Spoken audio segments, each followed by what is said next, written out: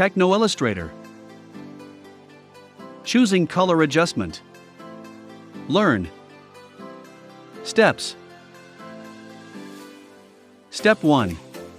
Open Windows Live Photo Gallery. Click on Start. All Programs. Windows Live Photo Gallery. Or click on the shortcut on your desktop. Step 2. Open up your folder. Open the folder where you have saved your photos in. To do this, click on File, Include Folder, and the folder you wanted to open. Step 3. Apply color adjustment. Select the photo you want to apply effects with by double-clicking the left mouse button. Click on the Edit tab. Color. Choose the adjustment that will make the image clearer.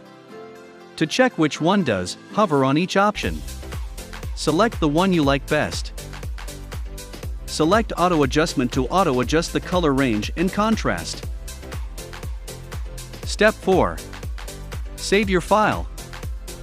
To save, click on Close File.